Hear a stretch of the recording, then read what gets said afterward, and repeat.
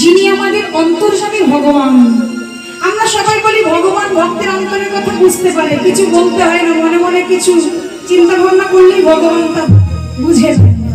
তা যিনি অন্তর্যামী ভগবান, যিনি ভক্তের অন্তরের কথা না বললেও বুঝে যায়, সে কি জানতো না যে দরজায় তার মা এসেছে, দাঁড়িয়ে তার মাকে ঢুকতে দিচ্ছে না, সে কি জানতো না? জানতো।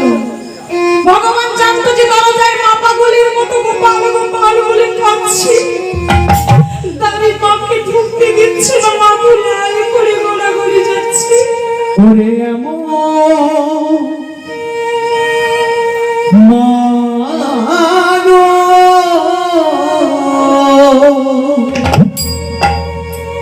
পেলাম না রে,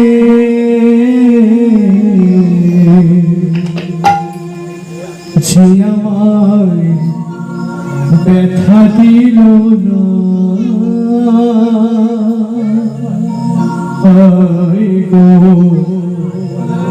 ব্যথা দিল না। আমি এমন মানুষ পেলাম না রে, এমন মানুষ পেলাম না রে, যে আমার ব্যথা দিল না, ব্যথা দিল না। আমি জলে বুক ভাসালাম, জলে বুক ভাসালাম, মুছে দিল না, মুছে দিল না। আমি এমন মানুষ পেলাম না রে, এমন মানুষ পেলাম না রে, যে আমার ব্যথা দিল না, ব্যথা দিল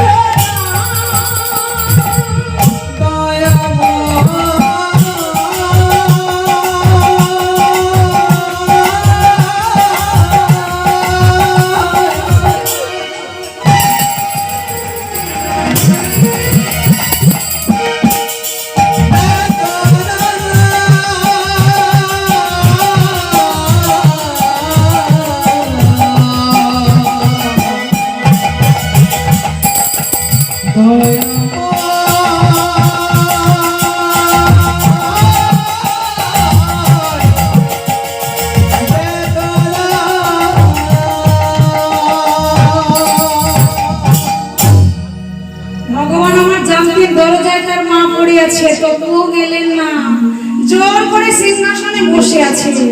কিন্তু ভগবান চুপ করে থাকলে কি হবে?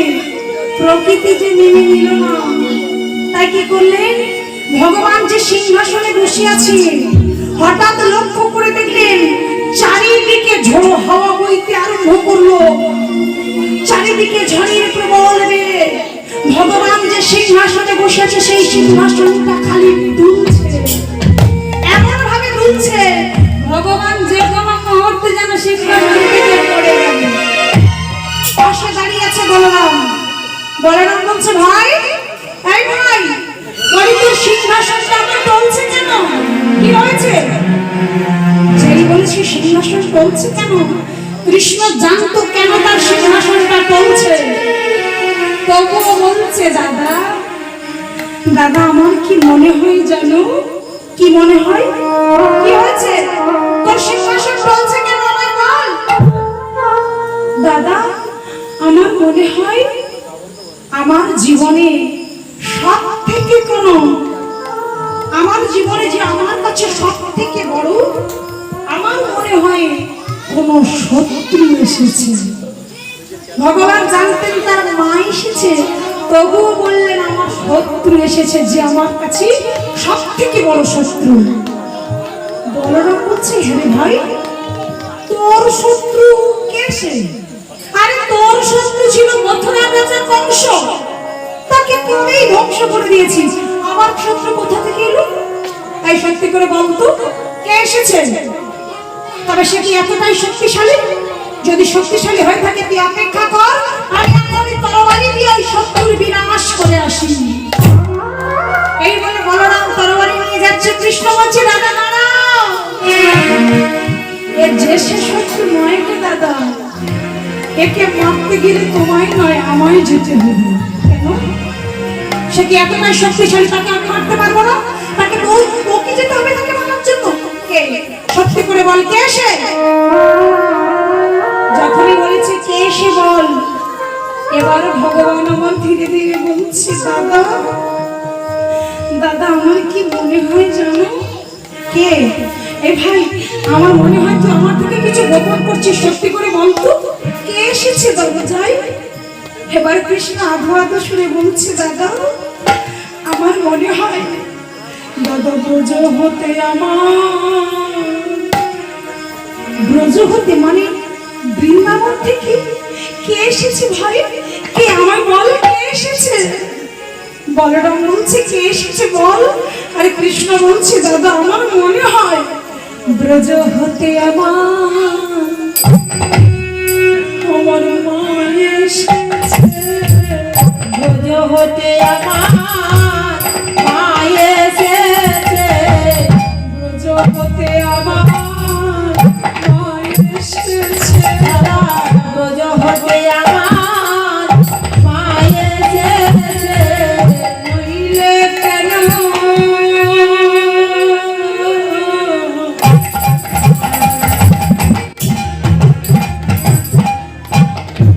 মনে হবে বলো? ব্রজ হতে আমার মা এসেছে, মাইরে ও ভাবে কেন? ব্রজ হতে আমার মা এসেছে।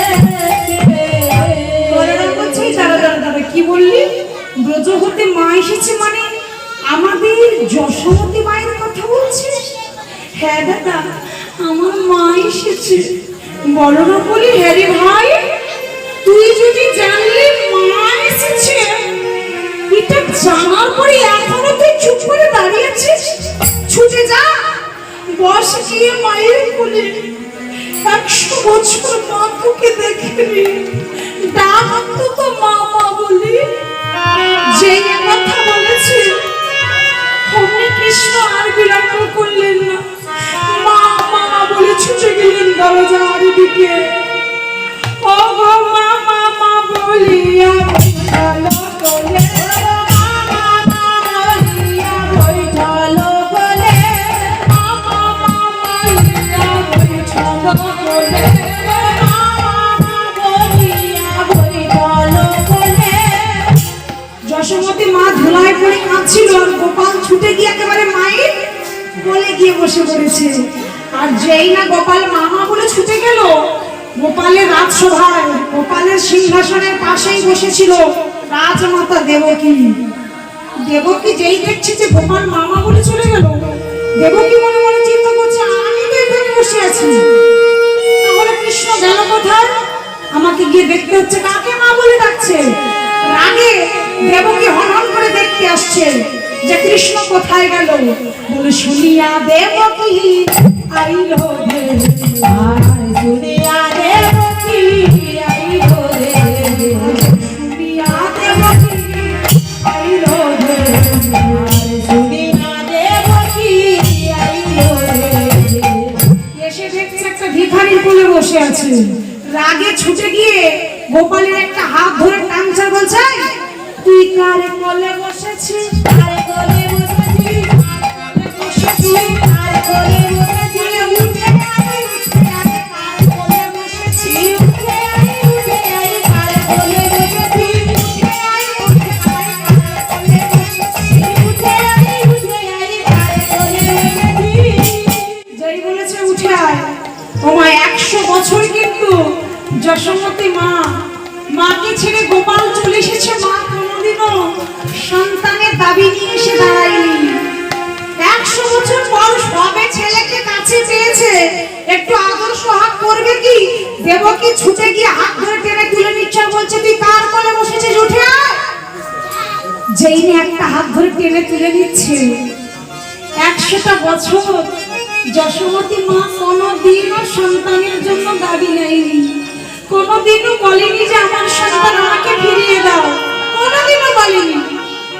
আজ যখন কোল থেকে তুলে নিচ্ছে, আজ মা চুপ করে থাকতে পারলো না। যখন যশোমতী মা একটা হাত ধরে টেনে তুলে নিচ্ছে, উঠে আয়, কার কোলে বসেছিস? আর একটা হাত তো পড়েই আছে। 100 বছর পর যশোমতী মা গোপালের অপর হাতটা জড়িয়ে ধরে বলে উঠলো, এ আমার গোপাল। 100 বছর পর এতদিন বলেনি, এতদিন সন্তানের দাবি নিয়ে সে দাঁড়ায়নি। আজ যখন দেবকে টেনে তুলে নিচ্ছে, অপর হাতটা ধরে বলছে, এ আমার গোপাল। যশোমতী মা যেই বলেছে আমার গোপাল, অমনি দেবকী রেগে গিয়ে হাতটা ধরে টানছে আর বলছে, এ আমার কৃষ্ণ। কোথাকার ভিখারি উড়ে এসে জুড়ে বসে বলে, আমার গোপাল গর্ভে ধারণ করেছি আমি, এ আমার কৃষ্ণ। যশোমতী মা অপর হাতটা ধরে টেনে বলছি, আমার গোপাল। একটি ছেলেকে দুই মা টানাটানি করছে, একটা ছেলেকে নিয়ে দুজন মা টানাটানি করছে। এ বলছে আমার গোপাল, ও বলছে আমার কৃষ্ণ।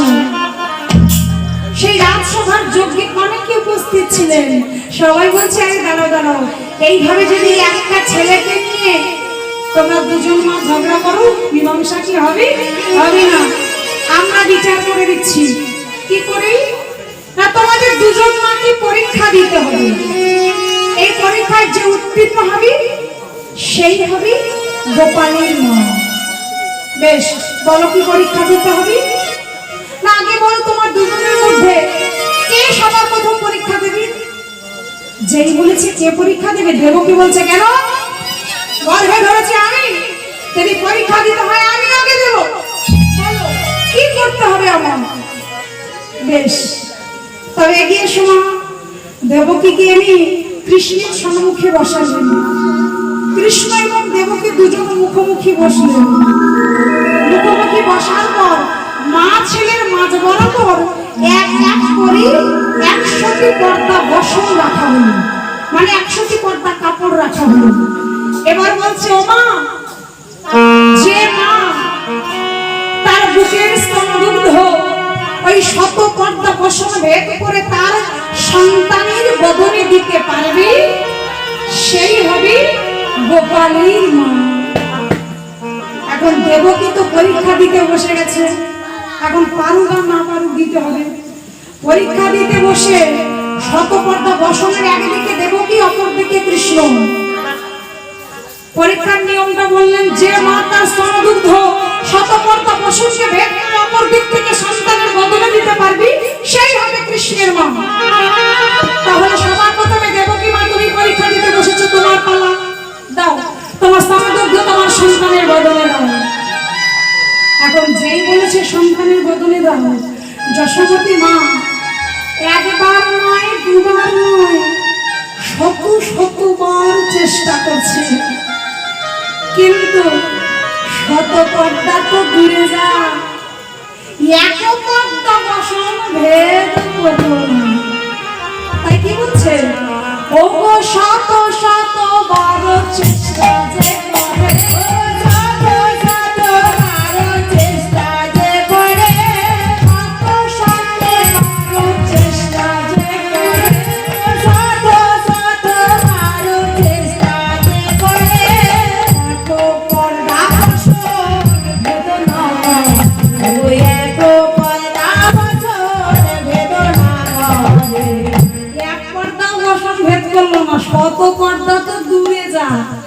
যশোমতী মা পাশে দাঁড়িয়ে আছে। দেবকী মা যখন পরীক্ষায় উত্তীর্ণ হতে পারলেন না, সবাই বলছে, ও মা, এ তোমার সন্তান নয়, তুমি উঠে এসে আবার যশোমতী মা পরীক্ষা দেবে। তা যশোমতী মা পরীক্ষা দিতে বসলো বটে, মা তো জানতেন যে মা তার সন্তানকে গর্ভে ধারণ করেনি, তাই শুধু একবার বললেন। বসনের অপর দিকে যশোমতী, অপর দিকে আমার গোপাল। যশোমতী মা শুধু একবার বললে, বলি গোপাল, আমি জানি সত্যটা আমি ভুলিনি বাবা, যেটা সত্যি সেটা আমি জানি। আমি তোকে গর্ভে ধারণ করিনি, আমি তোকে লালন পালন করেছি, আমি তোকে জন্ম দিইনি। তবে তোর কাছে আমার একটি কথা, যদি আমি জীবনে কোনোদিনও এক দিনের জন্য যদি তোকে ভালোবেসে আমি আমার স্তনদুগ্ধ তোকে পান করিয়ে থাকি, যদি একদিনও মাতৃ স্নেহে ভালোবেসে থাকি, বেশি কিছু চাই না বাবা, শুধু আজকের দিনে অন্তত তুই তোর মায়ের মানটা রাখিস, তোর মায়ের মানটা তুই রাখিস। শুধু একটি কথা বলে যশোমতী মা বারবার নয়, একবার যেই না চেষ্টা করলেন, ঠিক যেমন ভাবে দ্রুত গতিতে বর্ষা নেমে আসে, ঠিক তেমন ভাবে শত কর্তা বসন ভেদ করে স্তম্ভ গোপালের বদনে সে পড়ল। শুধু বদনে নয়, একেবারে মুখ বেয়ে ধারা বুক ভেসে যায়। সবাই বলে উঠলে যশোমতীর গোপাল। পাশে দাঁড়িয়ে আছে দেবকী। দেবকী মা আমার মাথাটা নিচু করে দাঁড়িয়ে দাঁড়িয়ে কাঁদছে। যেই না দেবকী মা কাঁদছে, অমনি কৃষ্ণ দেবকীর কাছে এগিয়ে গিয়ে বলছে, ও মা এখন কাঁদছো কেন গো?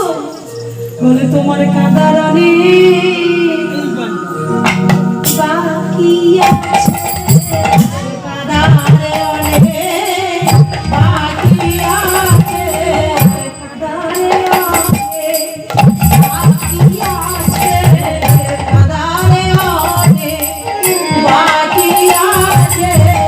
কেন কাঁদার অনেক বাকি আছে কেন? বলে এখন কাঁদলে তো জল শুকিয়ে যাবে, তোমার এখন অনেক কাঁদতে হবে, জলগুলো গুছিয়ে রাখো। কেন বললে? কেন? বলে ও মা তুমি যে গেছিলে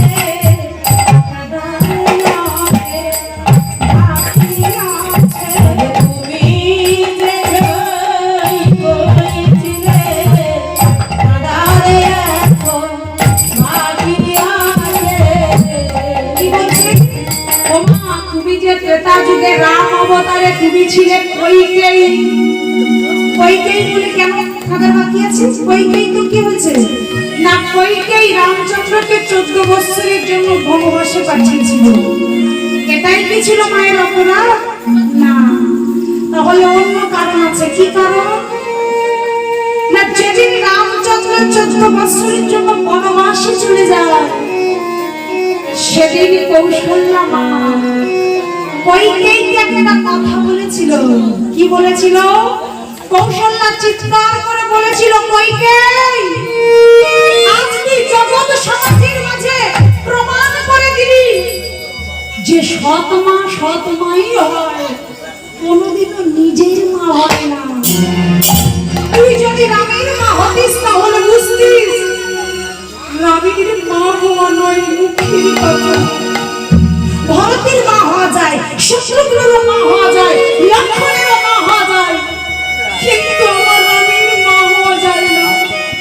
তুই যদি রামের মা হতিস তাহলে বুঝতিস রামের মা হওয়া কত জ্বালা। কথাটা ছোট হলে কি হবে? কইকেয়ীর অন্তরে আঘাত লেগেছিল।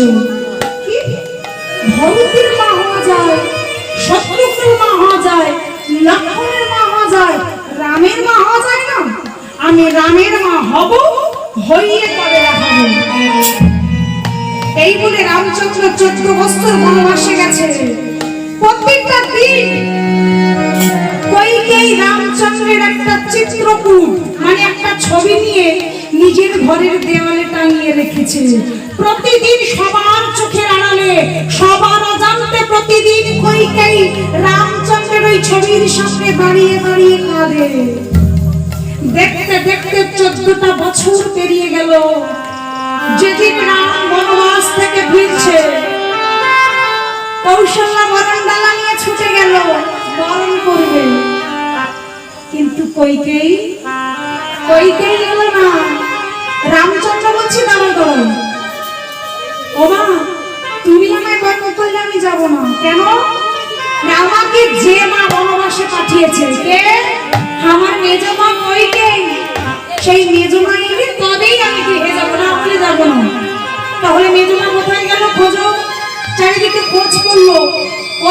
পেল না। রামচন্দ্র বলল, সবাই দাঁড়াও, আমি খুঁজবো। এই বলে রামচন্দ্র খুঁজতে খুঁজতে কইকেয়ীর গৃহে গেলেন। গিয়ে কি দেখছে?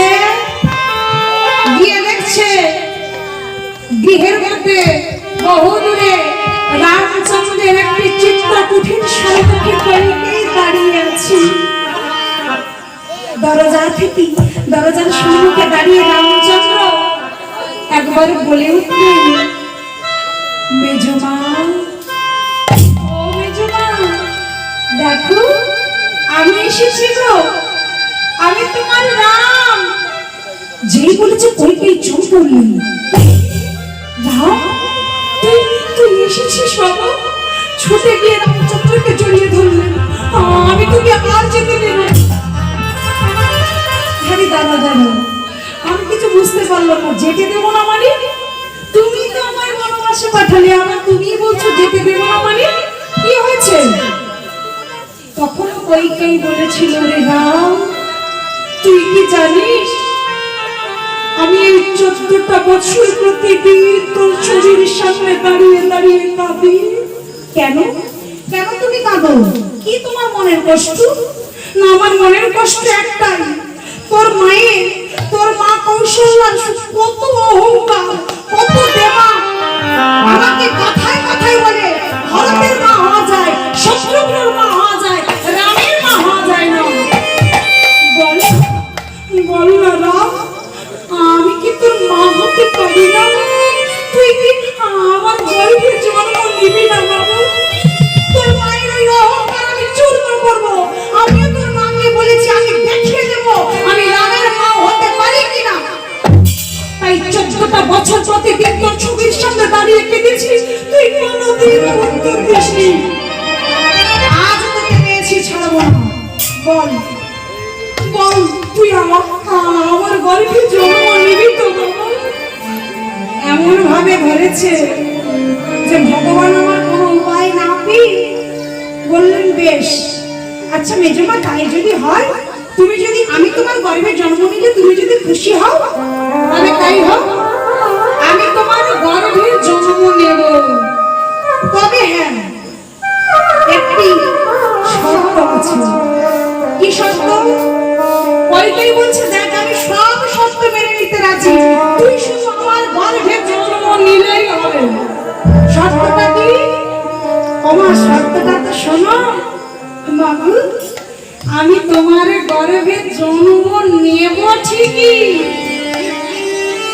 সন্তান যখন জন্ম হয় সবাই কি করে? তাড়াতাড়ি করে সন্তানকে মায়ের কোলের কাছে যায়। কেন? যাতে মা সন্তানকে স্তনদুগ্ধ পান করায়। আমি তোমার গর্ভে জন্ম নেব বটে, তোমার গর্ভে জন্ম নেওয়া মাত্র আমি চলে যাব আমার মায়ের কাছে। এই ত্রেতা যুগে তার হবে না, ত্রেতার পরে আসছে দাপর যুগে তুমি হবে মাতা দেবকী, আর আমার মাতা কৌশল্যা হবে যশোদা। তোমার গর্ভে জন্ম নেব ঠিকই, জন্ম নেওয়া মাত্র চলে যাব আমি আমার মায়ের কাছে। আমি তোমার স্তনদুগ্ধ পান করব না। একজন নারীর কাছে কতটা কষ্ট যে সন্তান হবে, তার স্তনদুগ্ধ পান করবে না, তার কত যন্ত্রণা, কত কষ্ট। এত বড় কথা শোনার পরেও কইকেয়ী উল্টে কি বলবো? যেই বলেছে তোমার গর্ভে জন্ম নেব ঠিকই, স্তনদুগ্ধ পান করবো না, কইকেয়ী তখন উত্তরে বলছে, হরে কৃষ্ণ, তো কি আমার গর্ভে জন্ম নিয়ে স্তনদুগ্ধ পান করতে হবে না, শুধু জন্মটা নিলেই হবে। ওসব স্তনদুগ্ধ পান করতে হবে না, খালি জন্ম নিলেই হয়ে যাবে। যেই কথা বলেছে, আজ যখনই ত্রেতা পেরিয়ে দাপর এলো, কইকেয়ী হলো দেবকী। কারাগারের মধ্যে যখন স্বয়ং ভগবান আবির্ভূত হলেন, সন্তান যখন যশোমতীর কাছে চলে গেল, দেবকীর বুকের স্তনদুগ্ধ ভেসে মাটি থেকে বেয়ে চলে যায় স্রোতের মতো। সেদিন কারাগারে বসে বসে দেবকী কেঁদে কেঁদে বলেছিল, হরে কৃষ্ণ, তুই আমার স্তনদুগ্ধ পান করিস না, কিন্তু দেখ আমার স্তনদুগ্ধ ভেসে চলে যায়। তবে কি আমার স্তনদুগ্ধ বিফলে যাবে? তুই না হয় গ্রহণ করলি না, তবে কি আমার স্তনদুগ্ধ বিফলে যাবে? সেদিন আমার ভগবান দৈবমানি করে বলেছিল, মা তোমার স্তনদুগ্ধ বিফলে যাবে না মা। এই যে তোমার স্তনদুগ্ধ মাটিতে পড়লো, তুমি চিন্তা করো না, তারপরে আমি তোমার স্তনদুগ্ধ পান করিনি তো কি হয়েছে? এই দাপরের পর আসছে কলি, আগত কলিযুগে আমি হব চৈতন্য মহাপ্রভু। আর ওই কলিযুগে চৈতন্য মহাপ্রভু হয়ে আমি সোনার থালায় নয়, রূপোর থালায় নয়, যদি কোনো ভক্ত আমাকে ওই মাটির পাত্রে সেবা দেয়, আমি সেই ভক্তের সেবা গ্রহণ করি। তাই এই কলিযুগে আমার ভগবান মানসা ভোগ গ্রহণ করে। তাহলে তো আমরা ভগবানকে রাজভোগ সোনার থালায় রূপোর থালায় দিতে পারতাম, মানসা ভোগ দিই কেন? কারণ ভগবান বলেছিল এই স্তনদুগ্ধ মাটিতে পড়লু, এই মাটি থেকে একটি পাত্র হবে, সেই মাটির পাত্রে আমি আগত কলিযুগে মাটির পাত্রে সেবা নেব। তাই আজকে যখন দেবকী কাঁদছে, কৃষ্ণ বলছে, মা তোমার কাঁদার অনেক বাকি আছে। কেন? এখনো 3 জনম তোমায় কাঁদতে হবে। সবে 1 জনম কেঁদেছো না, আরো 3 জনম।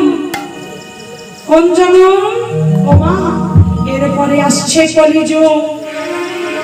এই 3টি জনমের মধ্যে তুমি 1 জনমে আমায় কেঁদে পাগল হলে, এই জনমে তুমি আমায় পেলে না। এরপরে আসছে কলিযুগ। কলিযুগে আমি হব নিমাই, তুমি হবে আমার মাতা সচী মাতা। আমি যখন সন্ন্যাস নেওয়ার জন্য নদীয়ার পথে ছুটতে ছুটতে চলে যাব, আর তুমি আমার জন্য আমার শোকে পাগল হয়ে হানিমাই হানিমাই বলে কাঁদবে। 1টি জনম। আর 1টি জনম ওই কলিযুগে তুমি আমার জন্ম নেবে ইন্দ্রদুম্ন রাজা স্ত্রী মাল্যবতী হয়ে। মাগো, যেদিন তোমার পুত্র মারা গিয়ে হবে 18টি নালা, সেই অবধি বুঝবে মাগো তব পুত্র জ্বালা। তাই বলছি, ও মা তুমি এখনো কেঁদো না, তোমার কাঁদার অনেক বাকি আছে, কাঁদার অনেক বাকি আছে, কাঁদার অনেক বাকি আছে, কাঁদার অনেক বাকি আছে। এখন এত কাঁদছো কেন? কাঁদার অনেক বাকি আছে, এখন তুমি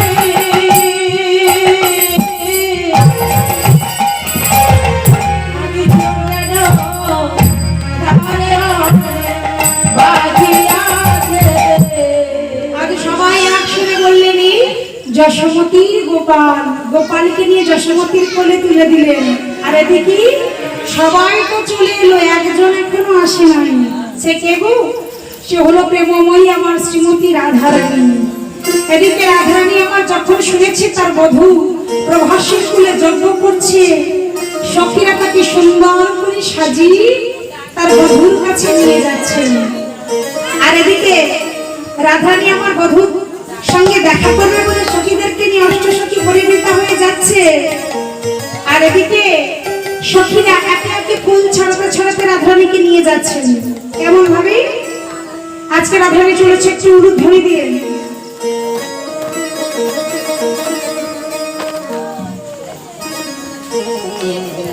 আজকে রাধারানী আমার তার বধূর সঙ্গে সাক্ষাতের লাগে অষ্টসখী পরিবৃতা হয়ে চলেছে। তাই কেমন ভাবে যাচ্ছি? চলো রে মোরে রাধা বিনোদিনী, চলো রে মোরে রাধা বিনোদিনী, চলো রে রাধা বিনোদিনী, চলো রে মোরে রাধা বিনোদিনী, চলো রে রাধা বিনোদিনী, চলো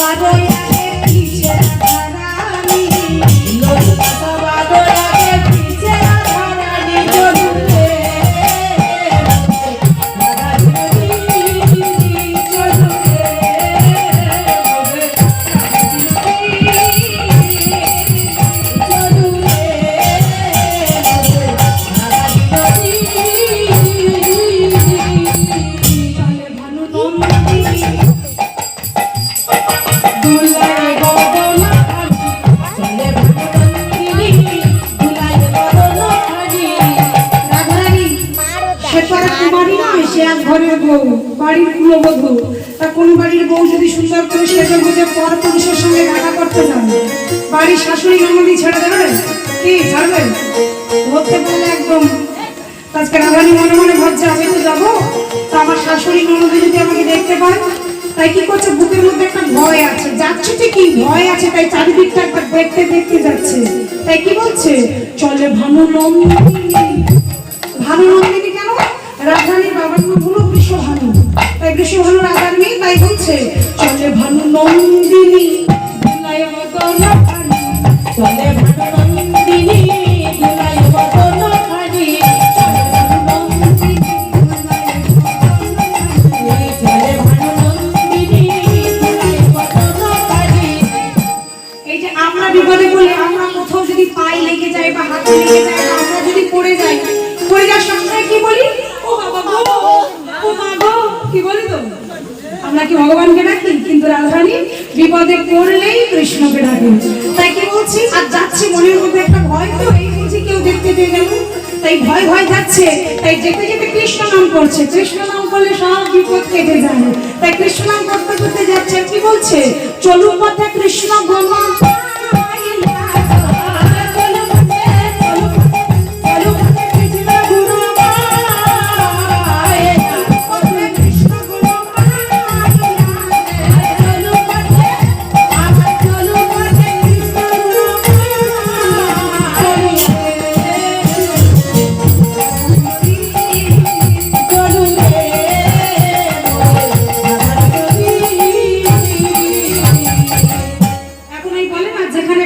সেখানে কি হয়, সন্ধে হয়, তাই তো? এখন রাধারানী মনে মনে ভয়টা পাচ্ছিল কারণ চোখে যেন না পড়ে যায়। এখন পড়বে তা পড়ুক, পড়ে গেছে একবার ননদিনীর চোখে। ননদিনীটাকে কুটিলা, এর কুটিলা স্বভাবটা কেমন? এর কুটিলা এত গুণবতী মেয়ে, এর গুণের কথা বলে শেষ করা যাবে না। এর কত সুন্দর গুণ জানেন? এই কুটিলা জোড়া সংসার ভেঙে দিতে পারে, হাতে হাড়ি ভেঙে ঝগড়া করে হাত ভেঙে দিতে পারে, জলে আগুন লাগাতে পারে, কাঁচা বাঁশের ঘুম ধরাতে পারে, এ অনেক গুণবতী। এখন পর্দাটা পড়ুক, দেখে দেখে কুটিলারই চোখে পড়েছে। কুটিলা দেখছে যে বৌদি সুন্দর করে সেজে গুজে বনের পথ দিয়ে এগিয়ে যাচ্ছে, তবে কার কাছে যায়? নিশ্চয়ই ওই কেলে ছড়ার সঙ্গে দেখা করতে যাচ্ছে। এইটা আমার দাদাকে বলতে হবে, তাই এখন আগে আমি আটকাবো, যদি না শোনে তারপর দাদার কাছে যাব। এই কুটিলা কি করছি, পিছু পিছু লক্ষ্য করতে করতে যাচ্ছে, আর রাধারানী তো জানে না যে পিছনে তার ননদিনী আসছে, তাই সুন্দর করে নাচতে নাচতে এগিয়ে যাচ্ছে। আজ চলো পথে কৃষ্ণ নাম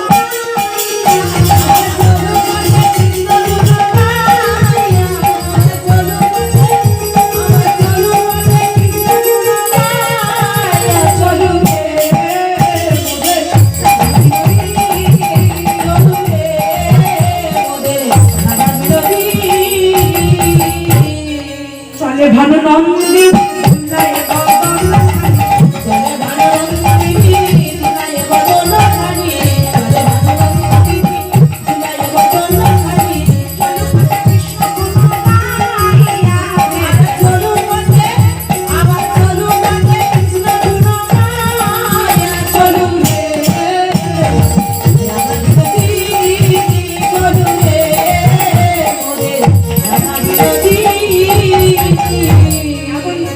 যেই না রাধারানী এগিয়ে যাচ্ছে, ছুটি একেবারে ছুটে গিয়ে রাধারানীর সঙ্গে দুটো বাহু প্রসার করে দাঁড়াও।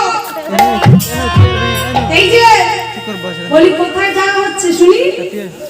এখন যেই না কুটিলার সামনে এসে দাঁড়িয়েছে, রাধারানীর চমকে উঠেছে। এতক্ষণ ভয় পাচ্ছিল যে কারো চোখে না পড়বে, একবারে ননদিনীর চোখে পড়েছে, ভয় চমকে উঠে কুটিলাকে দেখে রাধারানী অবনত মস্তকে দাঁড়িয়ে আছে। আর কুটিলা বলছে, এই যে তুমি কি ভেবেছিলে তুমি আমার দাদার কুলে তালি দিয়ে ওই কেলে ছোড়ার সঙ্গে প্রেম করতে যাবে, আর আমি দাদার বোন হয়ে মেনে নেব? আমি থাকতে তোমার যাওয়া তো হবে না, যাওয়া তো হবে না, যাওয়া তো হবে না, যাওয়া তো হবে না, আমার দাদার কুলে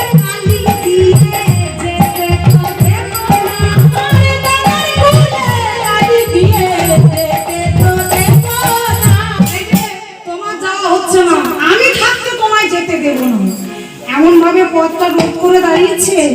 রাজরানী মনে মনে ভাবছে কেউ দেখতে পায়নি, শুধু ননদিনী দেখেছে। তার ননদিনীর মনটা যদি একবার গলিয়ে দিতে পারি না, তাহলে আমার ননদিনী বাড়িতে গিয়ে আর বলবে না আমি আমার বধূর কাছে চলে যাব। তাহলে মনটা গলাতে গেলে কি করতে হবে? তার কাছে ছোট হতে হবে, হাতে পায়ে ধরতে হবে, কাঁদতে হবে, তাহলে মনটা গলে যাবে। তাই রাজরানী কি করেছি, তাড়াতাড়ি করে মিথিলার চরণতলে পড়েছি। চরণতলে বসে কি বলছে, ননদি গো ও ননদি, যা ফিরে যা ঘরে, ননদি গো ননদি, যাও ফিরে যাও ঘরে। ননদি গো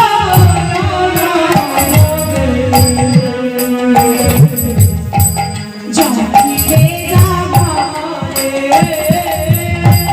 ননদি গো ননদি, যাও ফিরে যাও ঘরে। ঝুলন্ত নৌকা বিলাস, সবই হইল সে, ঝুলন দোলার নৌকা বিলাস,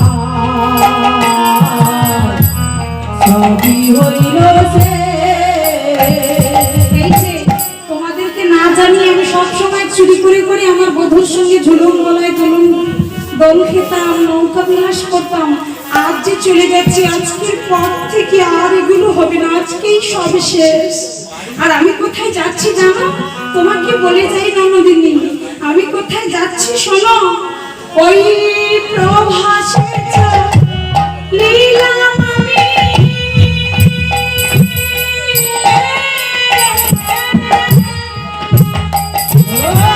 ওই প্রভাসে লীলাম আমি,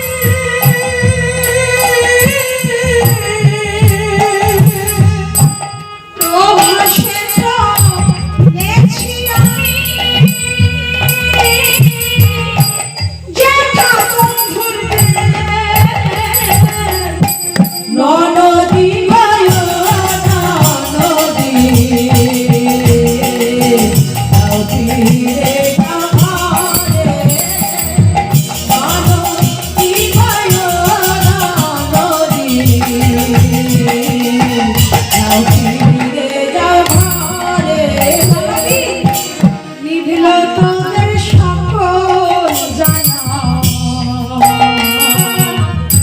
আমার যে তোমাদের অনেক জ্বালা। সবাই তো আমার গালি দেয়, কথায় কথায় সবাই বলে কলঙ্কিনী রাধা। আজ নিভিল তোদের সকল জানা, মুছলো ফুলের কালে, নিবিল তোদের সকল জ্বালা, মুছলো ফুলের কালি। এই যে আজকে আমি চলে যাচ্ছি, আজকের পর থেকে আমার দিকে আঙুল তুলে আমাকে দেখে কলঙ্কিনী রাই বলে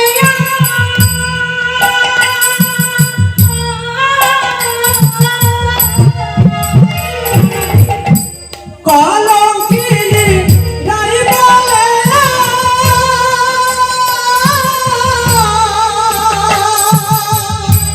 কলঙ্কিনী রাই বলে কেমনে না গালি। ননদি গো ননদি, যাও ফিরে যাও ঘরে। ননদি গো ননদি, যাও ফিরে যাও ঘরে। দিদি, আমি তো চলে যাই, যাওয়ার আগে একটা কথা তোমায় বলি। তোমরা কেউ জানো না, তোমাদের সবার অজান্তে আমি প্রতিদিন আমার স্বামীর কুঞ্জে সন্ধ্যাকালে বাতি দিতাম। তাই আমি তো চলে যাচ্ছি, বিদায় বেলায় ও ননদি শেষ মিনতি রে ও হৃদয় বেলায় ভারতী গো শেষ মিনতি রে গো আমার হয়ে শ্যামল কুঞ্জে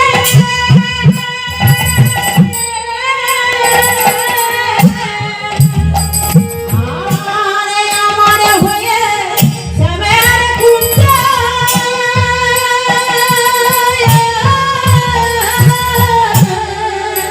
মনবি আমার হয়ে শ্যামল কুঞ্জে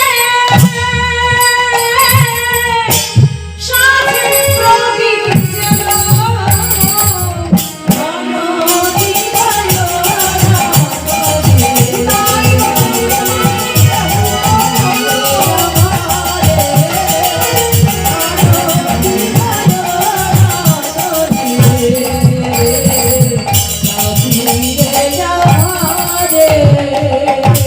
যতই বলুন ননদিনীর কাছে ননদিনীর কথা শুনবে কুটিলাকে এত করে কেঁদে কেঁদে কাকুতি মিনতি করে কথা বললেন উল্টে কুটিলা বলছে দাঁড়াও তুমি আমার কথা শুনবে না তাই না দাদা এলে তবে তুমি জব্দ হবে এবার দাদার কাছে যাচ্ছি এই বলে কুটিলা চলে গেল কোথায় দাদার কাছে ছুটতে ছুটতে যাচ্ছে দাদা দাদা আর এদিকে রাধারানীর স্বামী কে গো আয়ান সে হলো মা কালী ভক্ত আজকে আয়ান মা কালীর সামনে খড়গ নিয়ে পাঁঠা বলি দেবে বলে সবে খড়গটা তুলেছে আর সেই সময় কুটিলা ছুটে এসেছে দাদা দাদা আয়ান খড়গটা সবে তুলেছে মারবে কি পিছন থেকে কুটিলা ডাকলো দাদা আয়ান খড়গ হাতে নিয়ে থমকে গেলে নাকি কুটিলা তুই এখানে দাদা দাদা দাদা সর্বনাশ হয়েছে সর্বনাশ আর কি হয়েছে ভালো করে বল কি হয়েছে বলে দাদা দাদা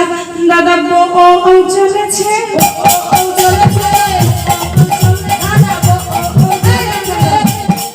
বউ চলেছে মানে কে কার কথা বলছিস বলে কেন আরে দাদা তোমার বউ দাদা বউ চলেছে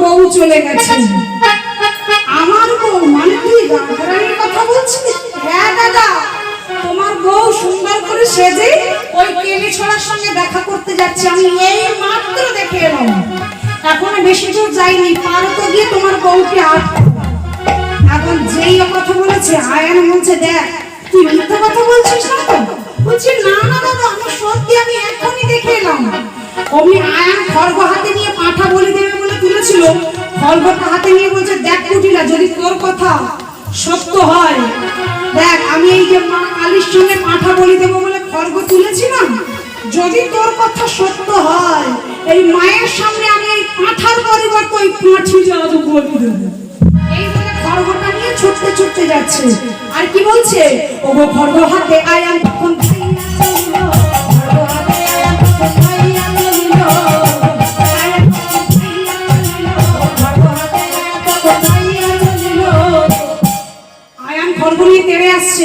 রাধারানীর সখীরা যে যেখানে ছিল সব ভয় লুকিয়ে গেল বলছে রাধে তোর স্বামী আসছে আমরা এবার পালাই সবাই পালিয়ে গেছে কিন্তু রাধারানী তো পালাতে পারবে না যে জন্য কৃষ্ণ ভজি সে কৃষ্ণ অপেক্ষা আরো বড় চতুর তাই কি করছে রাধারানী তো কৃষ্ণের ভজন করে তাই রাধারানী লক্ষ্য করে দেখছে তার স্বামী আসছে তাই কি করছে চালাকি করে মানে ছলনা করে আজ কালী মূরতি রাধা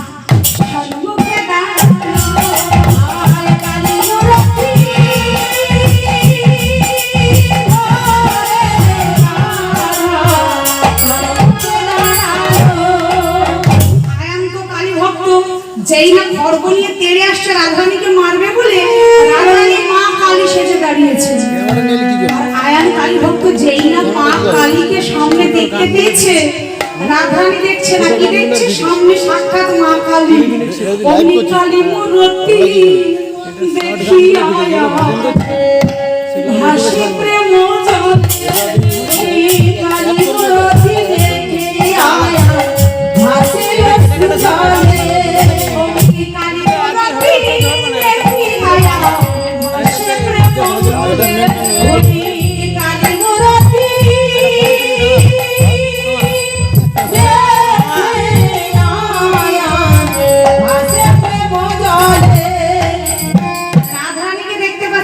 পাচ্ছে মা কালী একেবারে চরণ তলে পড়ে লুটিয়ে কি বলছে, আমায় ক্ষমা করো মা,